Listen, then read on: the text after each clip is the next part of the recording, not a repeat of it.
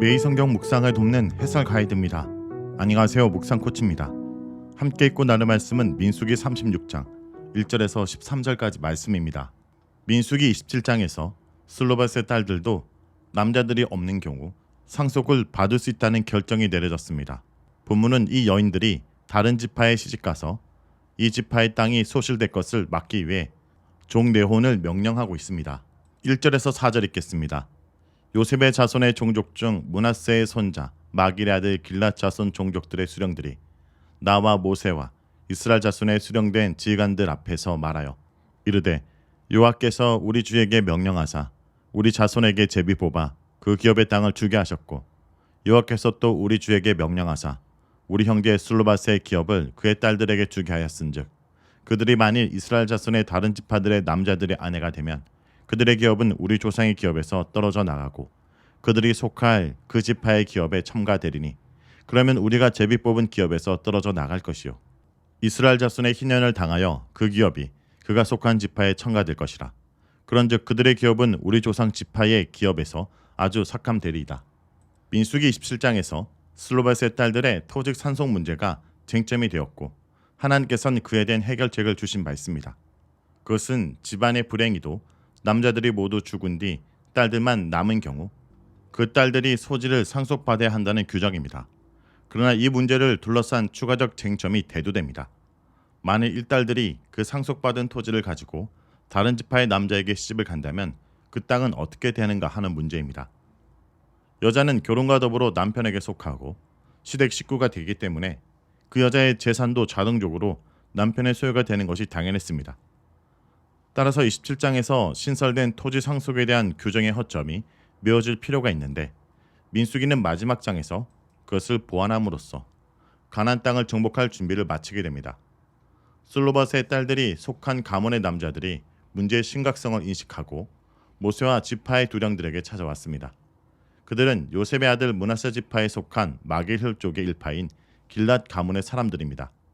그들이 모세에게 슬로바스의 딸들이 결혼할 때 파생될 문제를 상세히 설명했습니다. 만일 그녀들이 다른 지파의 남자들에게 시집을 간다면 그 땅은 그 지파에게 넘어갈 것입니다. 특히 4절은 희년이 되면 그 땅은 완전히 그 남편의 지파에 기속된다 말합니다. 가족과 친족 중 남자들은 자신의 혈족을 위한 고엘로서 혈통의 보존과 재산 보호의 의무가 있었는데 다음과 같은 것들입니다. 첫째, 집안의 어떤 사람이 재정적 파탄으로 빚을 져 땅을 팔았거나 종으로 팔렸다면 대신 그 빚을 갚아줌으로써 토지의 소유권을 되찾아주고 자연의 신분을 회복시켜줍니다.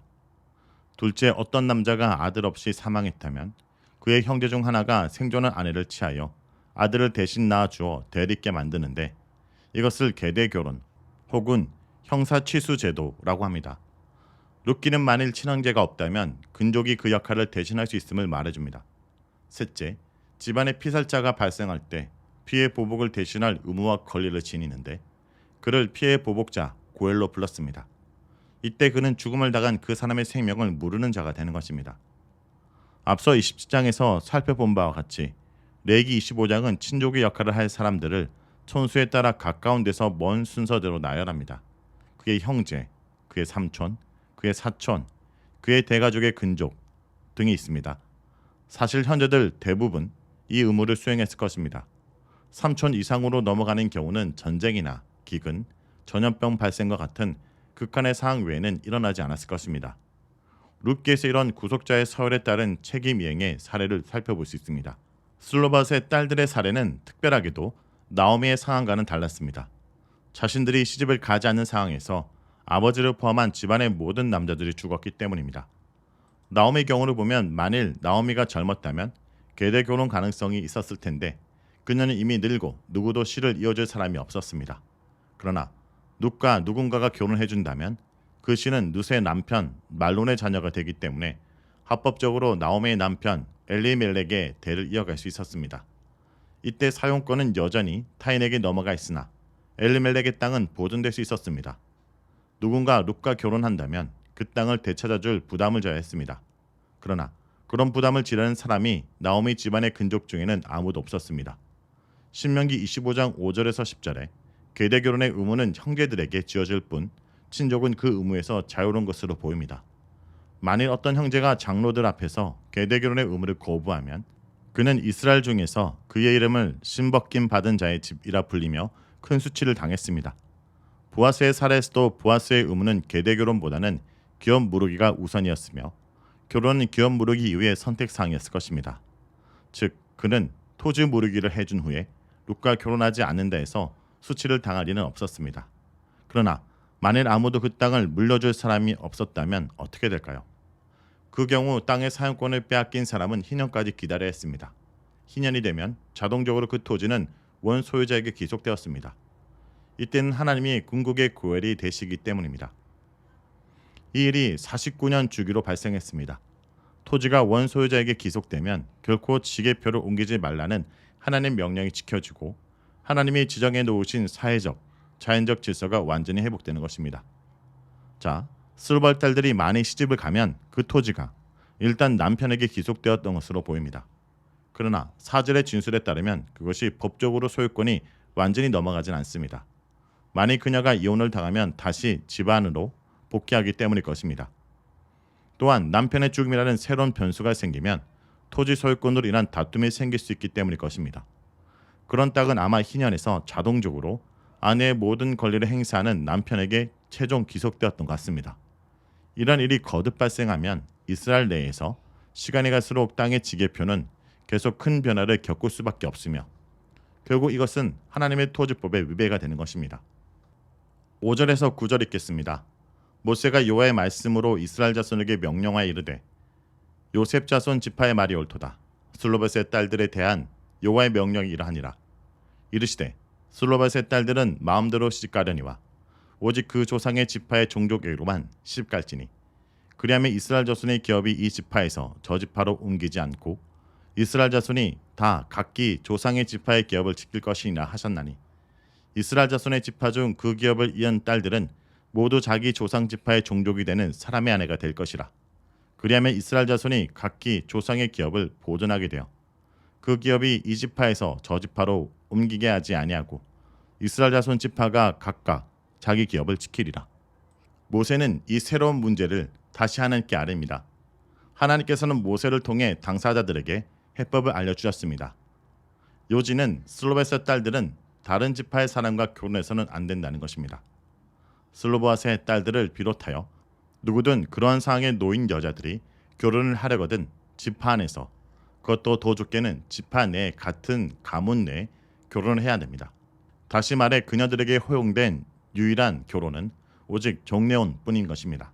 이로써 그녀들이 속한 가문의 땅은 결국 지파 내의 혈족 안에서 보존되게 될 것입니다. 10절에서 13절 읽겠습니다. 슬로보앗의 딸들이 여호와께서 모세에게 명령하신 대로 행하니라. 슬로보앗의 딸 말라와 디르샤와 호글라와 빌가와 노아가 다 그들의 숙부의 아들들의 아내가 되리라. 그들이 요셉의 아들 므낫세의 자손의 종족 사람의 아내가 되었으므로 그들의 종족 지파에 그들의 기업이 남아 있었더라. 이는 여리고 맞은편 요단가 모압 평지에서 여호와께서 모세를 통하여 이스라엘 자손에게 명령하신 계명과 규례니라. 슬로보앗의 딸들은 하나님의 지시대로 순종했습니다. 순종의 미덕을 보인 그녀들의 이름이 다시 여기서 거명됩니다. 말라, 디르샤, 호글라, 밀가, 노아는 모두 숙부의 아들들과 결혼함으로써 종례혼의 원칙을 지켰습니다. 다시 말해 그녀들은 사촌들과 결혼한 것입니다. 레위기 18장에 따르면 직계 가족은 물론 삼촌까지는 결혼이 금지되어 있으나 사촌 간의 결혼은 가능했습니다. 결국 슬로밧의 딸들의 토지 상속 에피소드는 레위기 25장의 희년법의 일부인 토지법의 구체적 실천 사례입니다. 그것은 모든 토지는 내 것이다 라는 하나님의 강령의 토대 위에 마련된 토지 보호 장치입니다. 구약의 선지자들도 투기를 통해 부동산과 토지를 과도하게 독점하는 것을 비판합니다. 이사야 5장 8절에서는 가옥에 가옥을 이어 전토에 전토를 더하여 빈틈이 없도록 하고 이 땅 가운데서 홀로 거주하려 하는 자들은 하있을진저 라고 말합니다. 궁극적으로 하나님이 지주이신 토지는 매매가 불가능했습니다. 또한 강제로 빼앗거나 혹은 선물로도 주고받을 수 없었습니다. 그러한 행위들은 모두 지게표를 옮기는 일이기 때문입니다. 개인의 토지를 강탈한 대표적 사례가 바로 나봇의 포도원 사건입니다. 아합과 이세벨은 왕실 근처 나봇의 포도원이 탐나 결국 그를 모함해 그 땅을 강탈했습니다. 이것은 심지어 왕권 권력마저 결코 하나님이 정하신 토지의 경계선을 옮길 수 없음을 증명한 사건입니다. 땅의 문제는 이스라엘에게 이토록 중요한 문제였기 때문에 민수기 맨 마지막 장에서, 즉 이스라엘 백성이 가나안 땅에 들어가기 직전에 땅과 그 분배에 관한 문제를 철저히 다룬 것입니다. 자, 여기까지가 민수기 36장 1절에서 13절까지 말씀입니다. 오늘 말씀을 통해 우리는 무엇을 묵상하고 적용해야 할까요? 하나님의 나라를 일궈내기 위해서는 믿음과 헌신이 필요합니다. 슬로보아스의 딸들은 같은 지파 남자들과만 결혼하라는 명령에 순종했습니다. 그 결과 하나님이 주신 기업의 경계를 지켰을 뿐 아니라 자기 기업의 영토를 조금도 잃어버리지 않았습니다. 이 딸들은 언제든지 자기가 원하는 결혼을 할 수 있었지만 하나님이 주신 자신들의 영광스러운 기업 때문에 스스로 자유를 구속했습니다. 그들은 하나님이 땅을 주신다는 단순한 믿음으로 나아갈 때 그 땅을 얻었고, 그 땅을 지키기 위해 명령하신 대로 순종할 때 그 땅을 지킬 수 있었습니다. 우리는 무엇보다 민수기의 마무리가 이 여인들의 믿음을 칭찬하면서 끝나는 것을 주목해야 됩니다. 불신과 반역의 스토리를 써갔던 민수기의 이스라엘 백성들의 삶이지만 그들 가운데도 여호수아와 갈렙처럼 그 땅을 취할 수 있다라는 믿음의 남성들도 있었고, 그 땅을 달라 하며 그 땅을 지키기 위해 믿음의 결단을 했던 여성들도 있었던 것입니다. 성도 여러분, 하나님은 우리에게 우리가 살아갈 터전을 주시고 그 땅을 하나님의 나라로 일궈내기 원하십니다.